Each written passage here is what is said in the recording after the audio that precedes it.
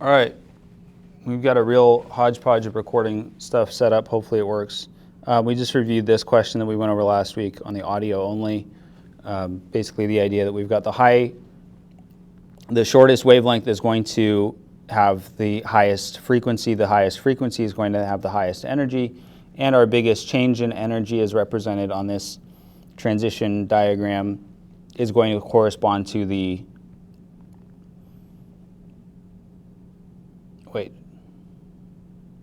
no, this is all good. I was looking at these. Is going to correspond to the highest energy. And we're going to skip that one. Okay, probability density. We talked very briefly about the wave function last time. I used this slide on Halloween last week to scare my 3A students because they've never seen this psi or whatever it is. So psi squared is the probability density based on our wave function. We don't do wave functions in this class because it requires calculus. You're not required to have calculus to take this class. If you want to learn about wave functions, do a chemistry major and take third-year chemistry, physical chemistry, or watch a YouTube video about it. I'm sure that there's a bunch out there. So our probability density is the probability of finding an electron at a point in space.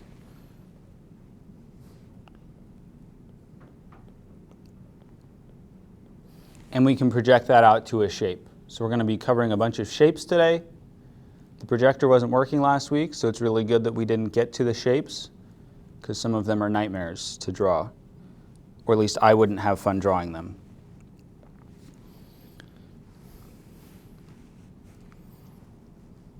Our first, our smallest, our babyest orbital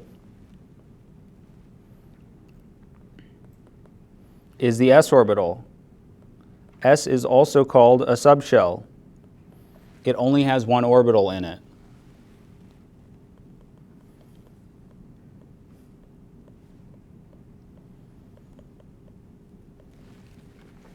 So we can think of the subshell as a group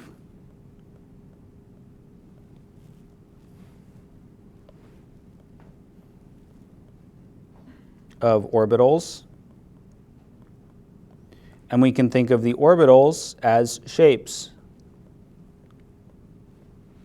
I think that's the easiest way to remember the terms.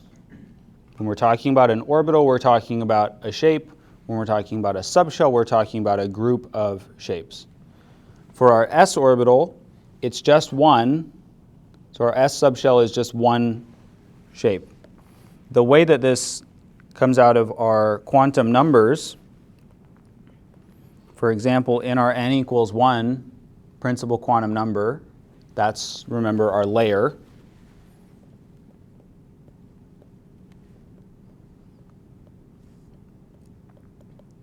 In our n equals 1 layer, we only have one subshell, represented by the angular momentum quantum number L, which is equal to 0. The range for L is 0 to n minus 1.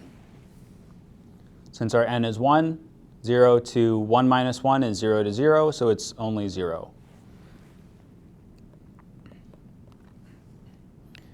L equals 0 corresponds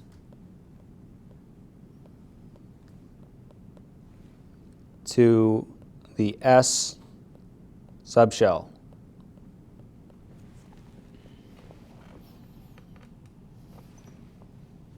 So that's how we go from L equals 0 to S. And we can figure out the values of our different orbitals with our magnetic quantum number. We'll write names for these. I'm doing a little review since most people weren't here on Wednesday.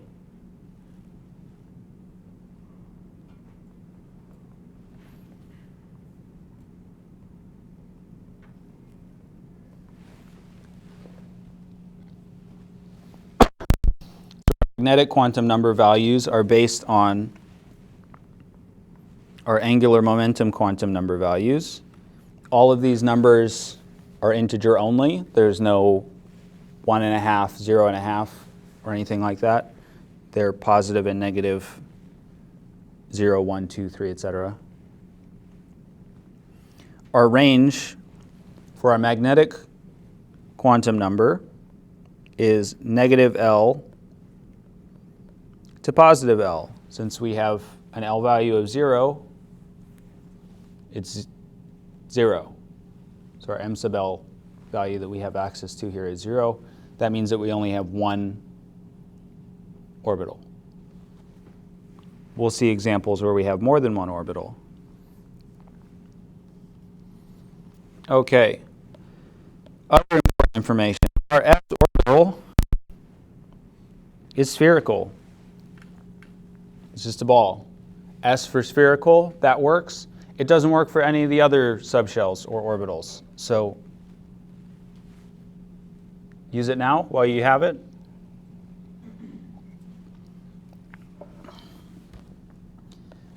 Our probability density decreases as we get further away from our nucleus. Our electrons don't want to be an infinite distance away from the nucleus. They're positive and negative charges. They want to be close to each other.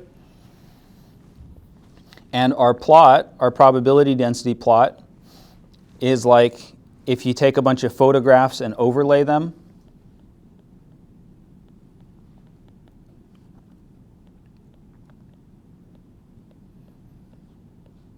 Or if you took somebody's location data, like if you're the FBI and you're tracking someone because you think they're a criminal, and you plot all of their GPS data every 1 second or whatever, you'd get a map of where they spend the most time. It would probably be their house or a restaurant that they like to go to or other things like that.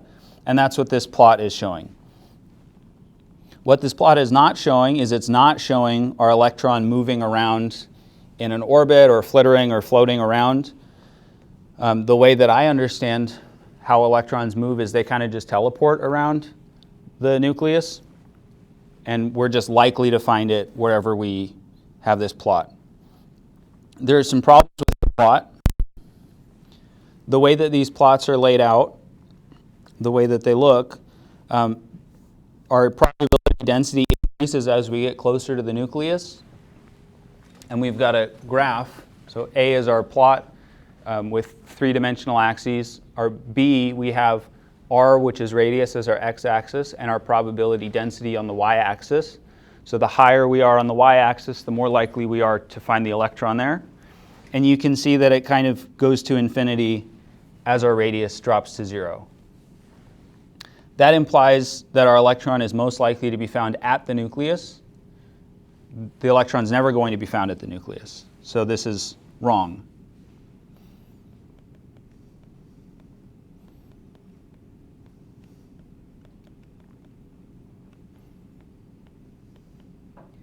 Other than that, though, it is kind of nice to see a shape, and it works decently well.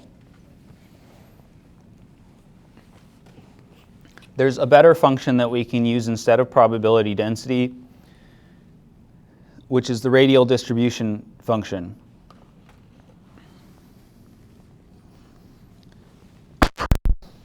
It's the total probability of finding an electron within a thin spherical shell at a distance r from the nucleus. So at some radius, what's the likelihood in that little shell that we're going to find it there? And this, as it turns out, because we trust the very smart people that came up with this, is a better way of predicting where the electron's going to be found.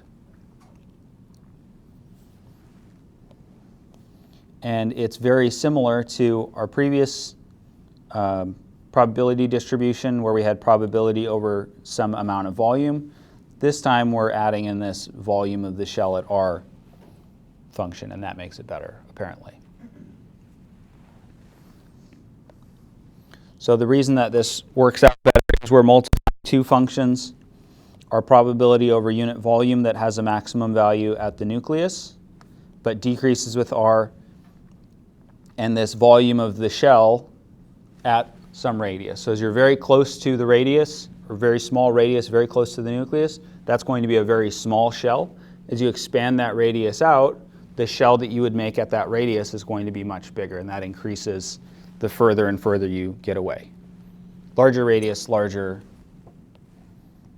volume.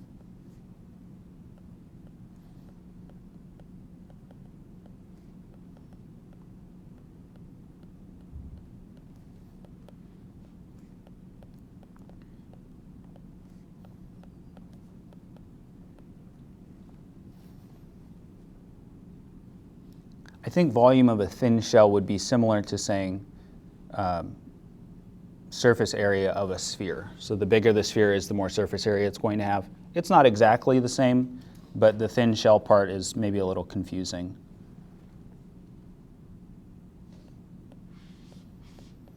We'll call it the volume of the small layer of a sphere also increases. Trying to write it in slightly different words than it shows up in the slides to give you a better idea of what it means.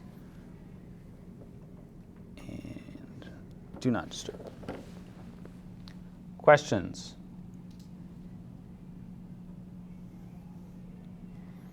So here's what that radial distribution function looks like. This is our better function. So now we still have on the x-axis our radius. This time we've got actual distance units on it. And we have our total radial probability instead of our total probability density or whatever it was on the y-axis. So it's the same idea here. The higher that we are on this y-axis, the more likely we are to be found there. And our x-axis is how far away from the nucleus we are. This time, our peak is at 52.9 picometers. The numbers aren't really that important here. The main takeaway is that we're finding a maximum probability at a distance that's away from the nucleus. So we've got some space between our electron or where our electron's likely to be found, and our nucleus. And conveniently enough, or coincidentally, nicely, I don't know, the same radius that Bohr predicted. So in Bohr's model, which was with orbits, where electrons orbit just like around the sun, planets, same idea. However, the difference between the Bohr model and the quantum mechanical model is that Bohr's model said that the electron is always going to be at that 52.9 picometer distance. And with quantum mechanics, we know that's not true. It is most probably going to be found at 52.9 picometers. So if we were betting on it, you would want to bet 52.9 picometers. That would give you the best odds of winning. But you would still lose sometimes. It's not 100%.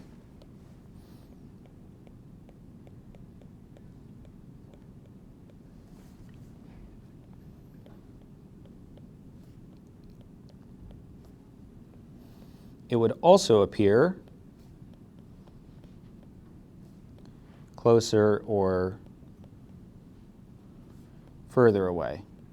But again, if we were betting on it, we would want to bet on 52.9 picometers. That's what the data tells us, and it's most likely to be found there.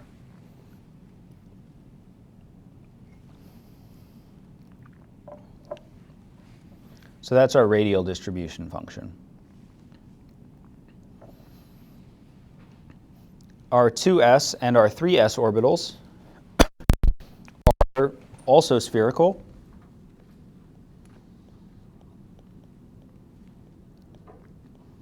S for spherical. It's the only one it works for. Get it while you can. They are bigger. We've increased our principal quantum number. Our principal quantum number corresponds to the shells, the way that I think of it at least. So we're adding layers on. If we're in the 2s, 2 is bigger than 1, so it's going to be a bigger s orbital. 3 is bigger than 2. It's also going to be bigger than 1.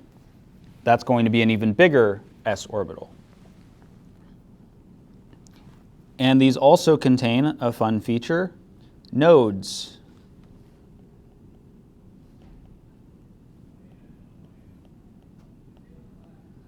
These are specifically related to the probability of finding the electron at that distance.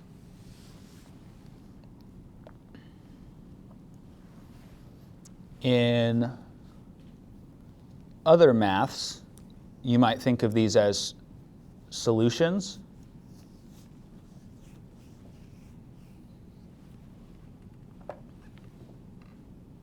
They would kind of work similarly with respect to our wave function. But it would be where our wave function is equal to 0. So there's 0% chance, 0 probability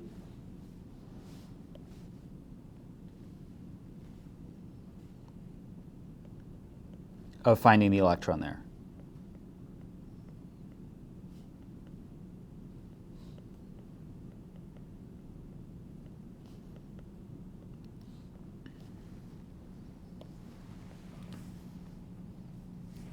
And in this little graphic below here, we've got a rope that's getting swung up and down. It's producing a wave, so the full color ones are the extremes, and then we've got the partial ones. And so if you swing a wave or do a jump rope with the right frequency, you'll get points where it's always going to be 0. Those nodes are that's a representation of the nodes that our wave function also has.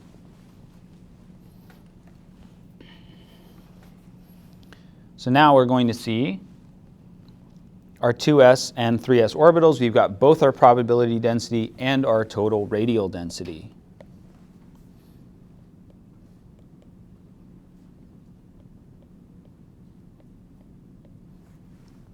And we've got some shapes. So they're spherical shapes, and we've got cutaways, like we cut out a quarter, and the color on this quarter is related to the density. More color, more probability.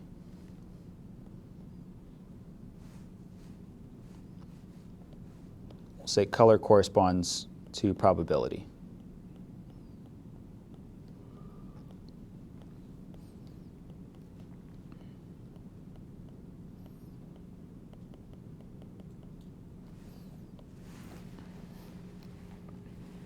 And for both of our probability density and our total radial probability, if we look at our 2s, we've got 1 point where that probability is equal to 0. That's our node, as indicated by this little thing that says node. And that corresponds to this white section of our cutout for our 3s, or our 2s orbital. For our 3s, we have 2 nodes. We still have this early node. It's not quite the exact same spot. It's moved over a little bit. And then we have a second node where we're also never going to find our electron. And then we've got various probabilities for these.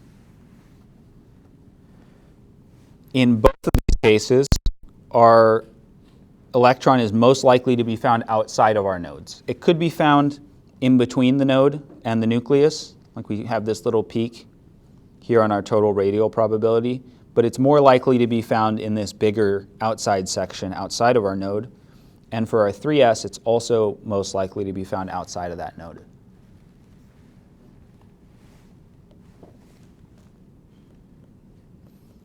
So we'll write that down.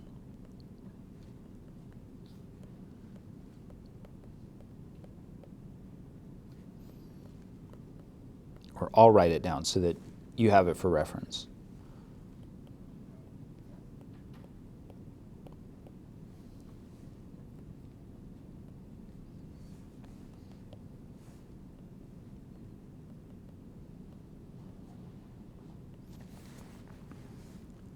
Another thing that you might notice is that while our 1s orbital didn't have any nodes, our 2s orbital, 2 being 1 higher than 1, has 1 node, and our 3s orbital has 2 nodes.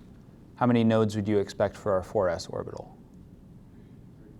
3. Our 4s orbital probably has 3 nodes. We'll write this in the upper corner.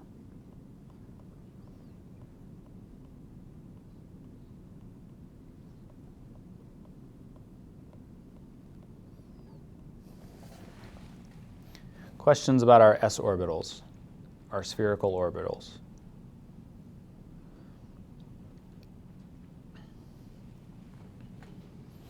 Okay, more details about our s orbital. Each principal energy level, you can think of that as the n values, has one s orbital, only one. This is our lowest energy orbital in a principal energy state for any n number. They're spherical, and our number of nodes is n minus 1. So for our 4s,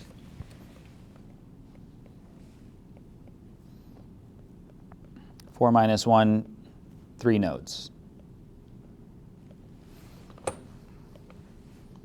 The 4 in 4s, n equals 4, L equals 0, which is the same as s.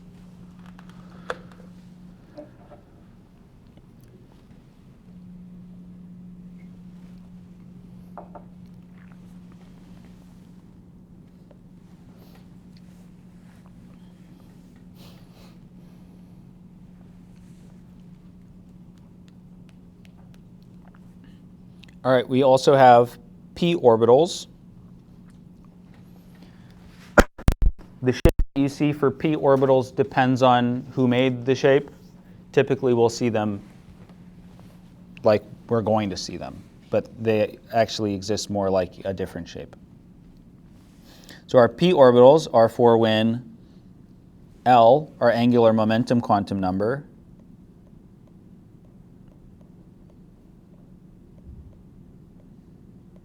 equals 1.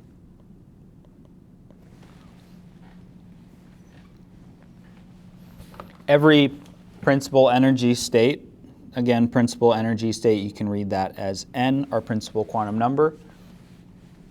If it's above n equals 1, we have 3 p orbitals. The way that this works out, let's say that we're in n equals 2. Our rule for our angular momentum quantum number is that L equals 0 to n minus 1, and so that means that we're going to have 0 and 1 as our options for L. For our magnetic quantum number, m sub L, we can have values from minus L to positive L. So that means we're going to have negative 1, 0, and positive 1 for our L equals 1. And so these m sub L, the magnetic quantum number, minus 1, 0, plus 1, we've got 3 of those numbers, 3 options, 3 orbitals.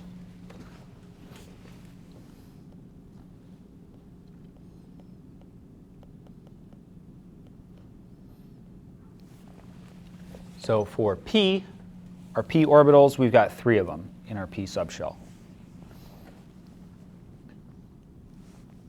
And our shapes point along an axis. They're 2-lobed. I often call them dumbbells. Dumbbells, of course, starting with a D, not a B. I don't remember if there's 2 B's or not, but you get the idea. Like pump and iron. So maybe P could stand for pumping. Remember that at your own risk. All right, so we've got 3 different dumbbell shapes, and they lie along an axis. So a dumbbell has 2 sides that have the weights on it usually. The sides that have the weights, those are on the axis. So you've got one that's aligned between those 2 points. The part that you would grab is along the x-axis. That's P sub x. We've got one that's along the y-axis. That would be into and out of the board, Py. We've also got one that's upright, P sub z.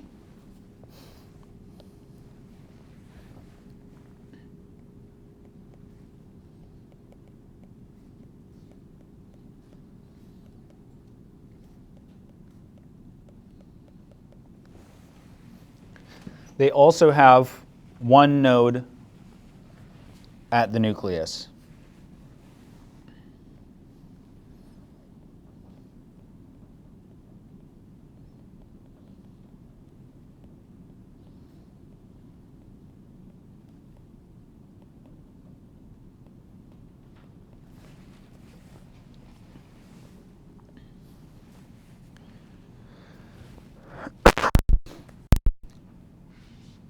Another way, the way that I usually remember these is that they have one asymptote. There's one, you can like basically slice a plane through it and it doesn't touch the function. That'll be more helpful when we get to our next set of orbitals. All right, we should have pictures. Here we go, pictures. So we've got our radial distribution function. Is our radial distribution function the better one or the worse one?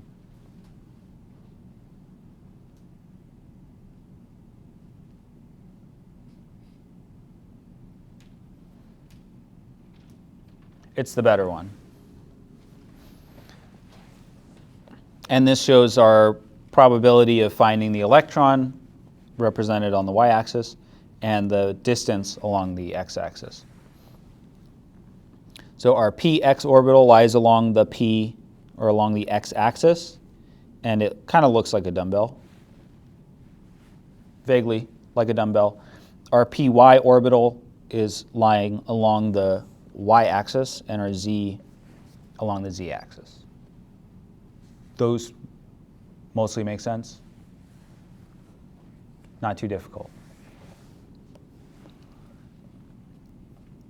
Then we bump it up to our d orbitals. Each principal energy state above n equals 2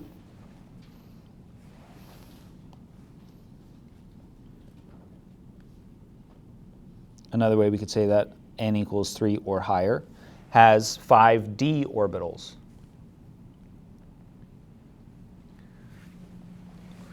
So starting at n equals 3, we have access to L equals 2, like we see in the title. I don't know why I wrote L equals 0.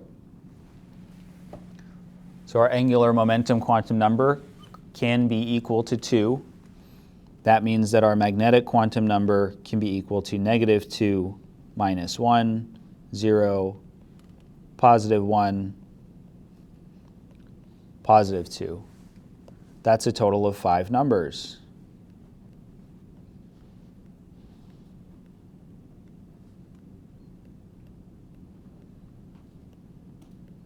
Those numbers actually talk about a specific orbital.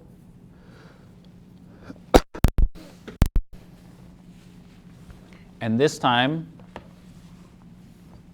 we've got primarily four-lobed orbitals. So we've got dxy, dxz, and dyz, and then we've got dx squared minus y squared, and we've got a fifth orbital that's along the z-axis that's dz squared, and the dz squared one is weird.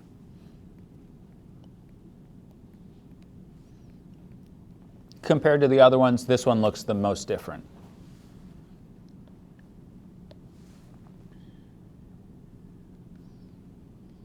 And the dz squared orbital is two-lobed, so it looks like a dumbbell. It's along the z-axis, and it has a toroid, which means a donut. So it's got a donut going around it.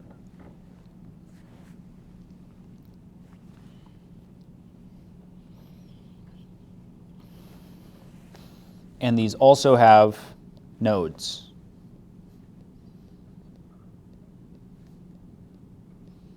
So you can cut them two ways without touching anything. Just big knife chop 2 times, and you're not going to touch anything.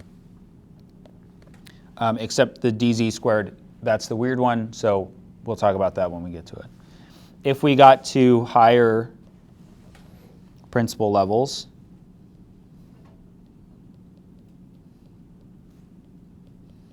for example, n equals 4 or higher, we would also have those little like color things that we did for our s orbitals, where we had the little density where it's like, well, it's going to be in this little chunk, but then there's going to be a break, and then it'll be in this little chunk, and then there's a break, and then it's most likely to be found at that outside chunk. Remember what I'm talking about? We can have the same thing happen with our p and our d orbitals. I don't think we're going to show them because it's already hard enough to show the d orbitals. All right, so here's our d orbitals. All 5 of them in their glory.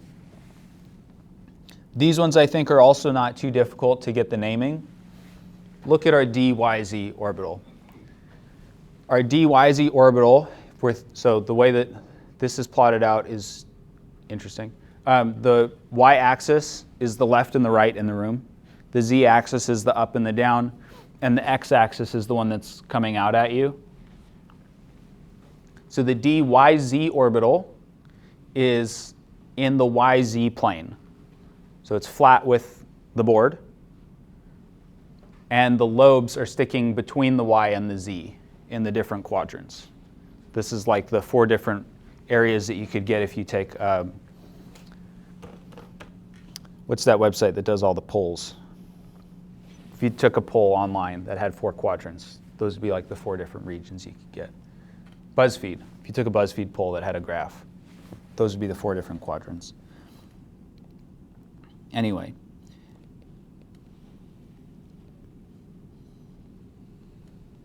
So this is in the yz plane. The dxy orbital is flat. It'd be like a tabletop. It's in the xy plane. And again, it's hard to tell with the way that it's drawn out, but the lobes are coming out between the axes. So the places that you could cut it is along the xz plane and along the yz plane. You wouldn't touch any of the lobes. The dxz orbital is the yz orbital just rotate at 90 degrees. So that's just doing this, right? And then the dx squared minus y squared orbital is in the xy plane, but instead of being between the x and the y, it's along the x and the y. So it's like if you combined our px and our py, you'd get the dx squared minus y squared.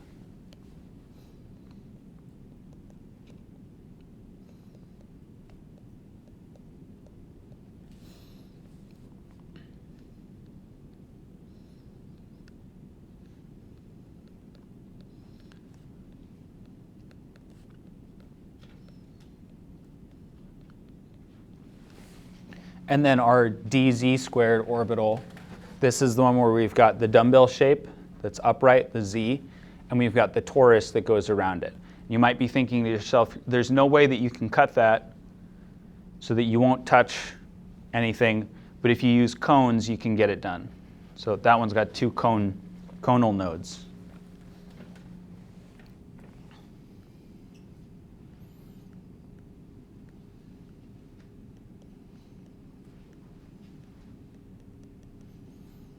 Okay, so that's our dumbbell on the z-axis plus a donut around it.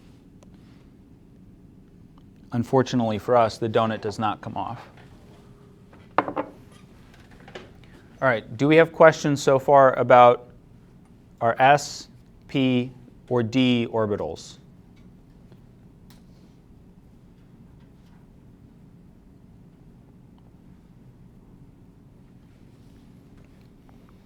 All right, we are also going to talk about our f orbitals, where our angular momentum quantum number equals 3.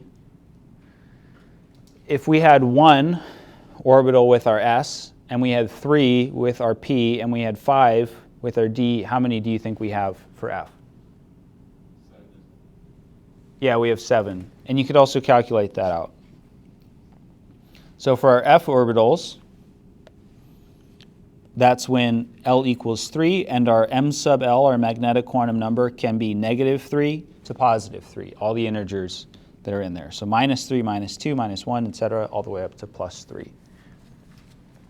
And these ones are mainly, like 4 out of 7, 8-lobed, as opposed to 4-lobed. And some, 3 of them, are 2-lobed with a toroid.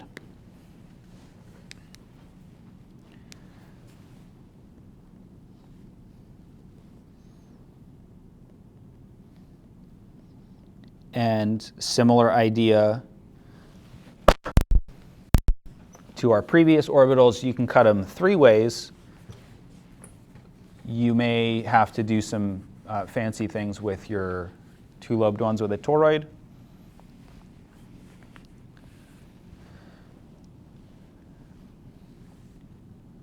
You ready to see these monstrosities? You're going to love the names too. They're very intuitive. All right, so here's our f orbitals. So you can see we've got the 3 that have the 2-lobed with the toroids. And they're along different axes. So we've got our fz squared minus 3/5 zr squared orbital. Very intuitive. Our f x cubed minus 3/5 xr squared orbital. And then one that's on the y. It's nice that they are, for z, it's along the z-axis. For x, it's along the x-axis. For y, it's along the y-axis.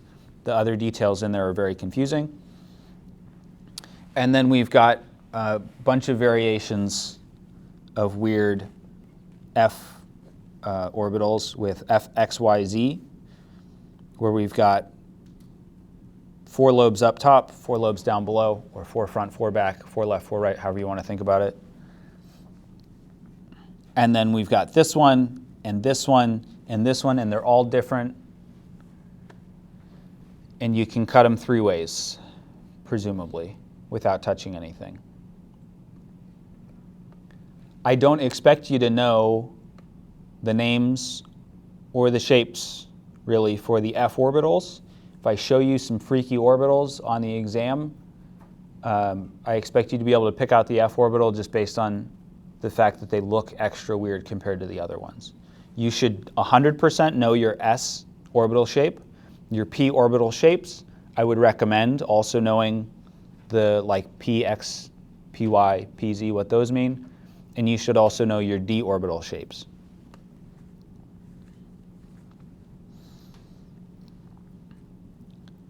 All right, more about our orbitals. We're almost done.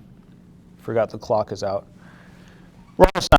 So the phase of an orbital, the orbitals are determined from wave functions, calculus functions. They have positive or negative values, and they can also have places where the wave function equals 0.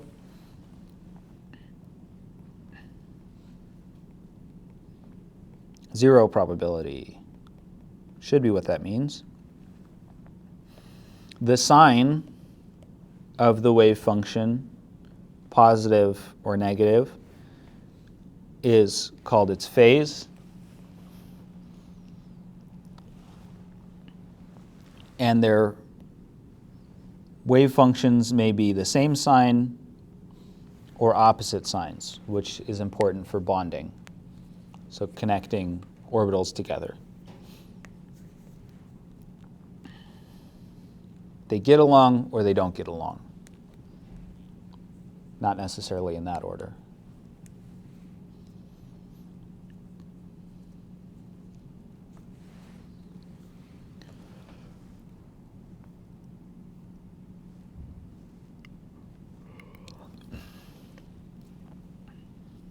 Our phases. For our 1s orbital, it's all positive. For our 2p orbital, one of our lobes is going to be positive. We've got the node.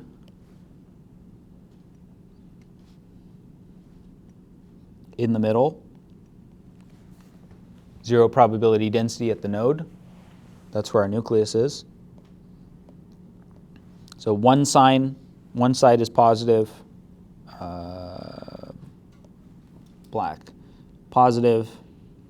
We've also got a negative side.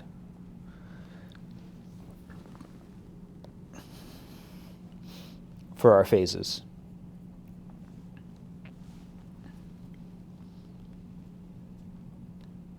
Questions about anything so far?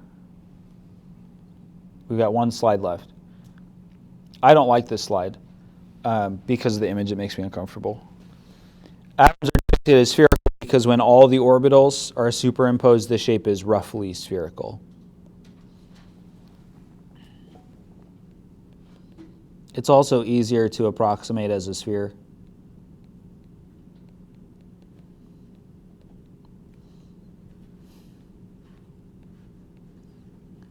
Also, if you're spinning faster than you can think, even if it's a dumbbell shape, spinning in 3 axes, it's roughly spherical anyway. So oftentimes you'll see numbers for the size of like a molecule or whatever. They might have the actual size, but usually you're going to use the radius or the diameter, just assuming that it's a sphere since they can rotate, and they're going to take up that space probably anyway.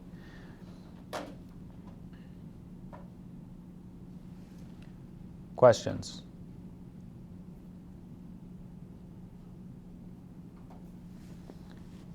All right, that'll do it for this chapter. We still have some more time, so I'm going to jump back to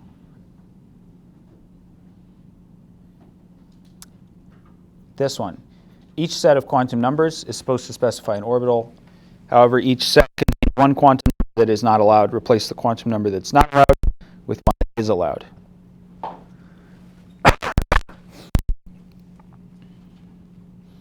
And I'm giving this to you to practice.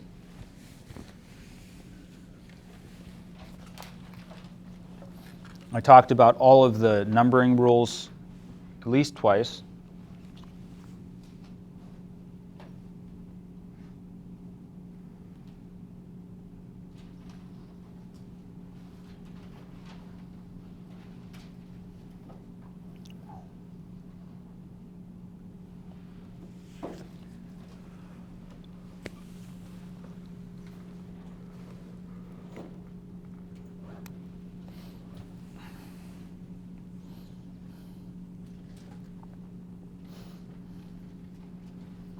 There might be more than one way to skin a cat.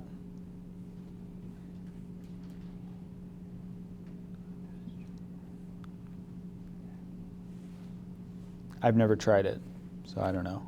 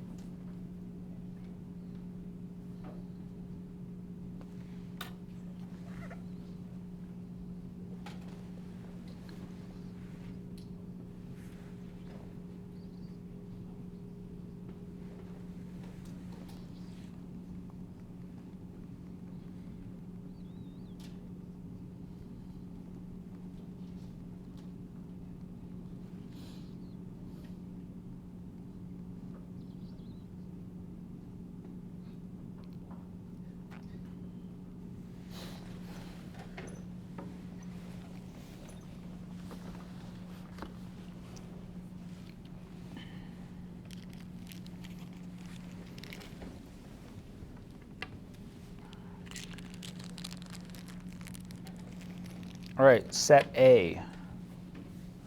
Which of those 3 quantum numbers is not allowed?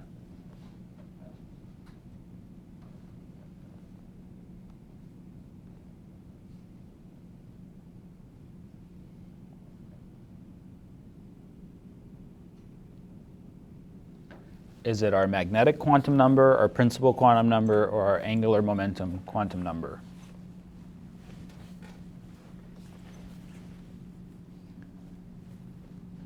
If you blind guess, you've got a 66% chance of getting it right. L. And what does L stand for? That's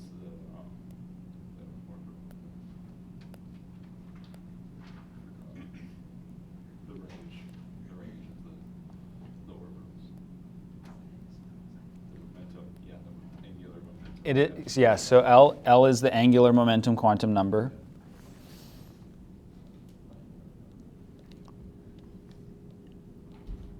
Thank you for your bravery.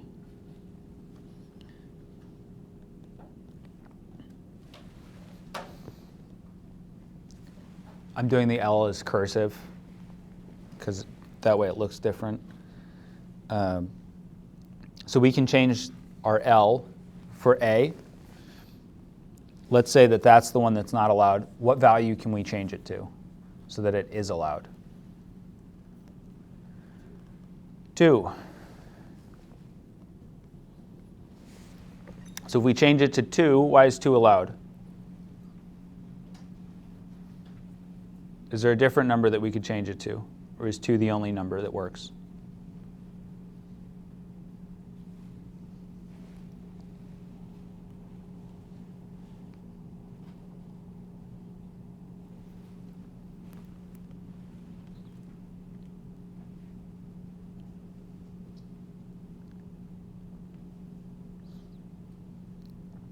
These are questions that you want to be able to answer when you're prepared for the test.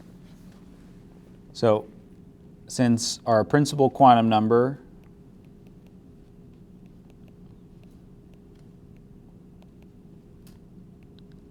which has the symbol n, that's going to have a value.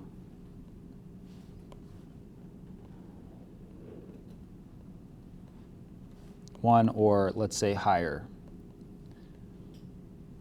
1, 2, 3, 4, 5, etc. Our angular momentum quantum number is based on n. Its range is 0 to n minus 1. So if n equals 3, the highest that our angular momentum quantum number L can be is 2. So that's our highest value. So it works from that side. It could be 2, 1, or 0, just based on our n number. Our magnetic quantum number, m sub L, also has a range.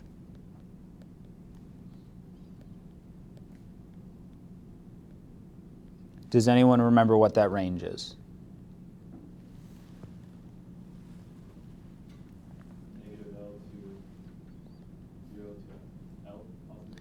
Yeah, negative L to positive L. Since our magnetic quantum number is positive 2, that means that we have to have an angular momentum quantum number, L, that's at least 2. So we couldn't have an L value of 1 here because then our magnetic quantum number would not be within our correct range. So 2 is the only number that would work here for our L value. We could have also changed the n. If our n was 4, then this is all fine also.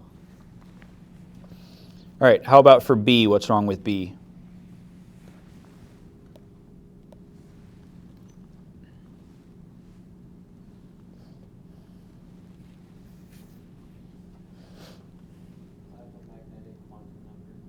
The magnetic quantum number, m sub L, what's wrong with it?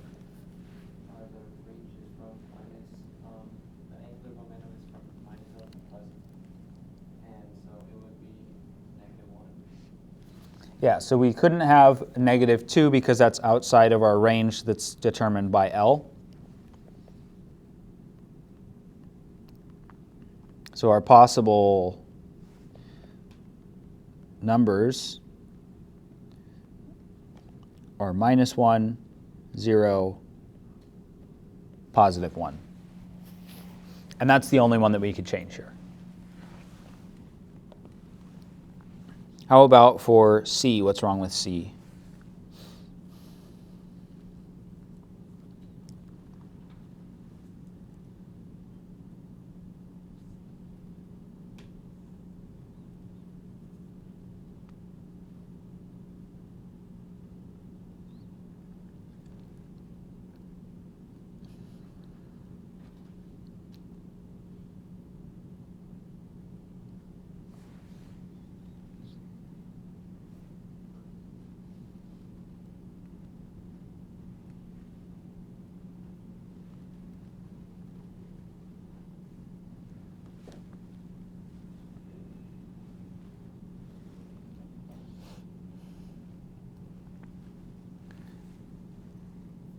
Is our magnetic quantum number allowed? Yes. You can always have 0 for your magnetic quantum number. Is our L value acceptable? based on our m sub L. It works for that, right? Let's check our L against our n. What's our L range? 0 to n minus 1. Since our n value is 1, L can only be 0.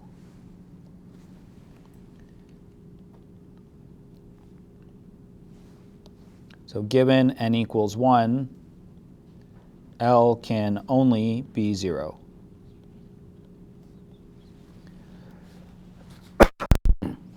Another thing that we could change is if we take L as a set value, then n must be 2 or higher.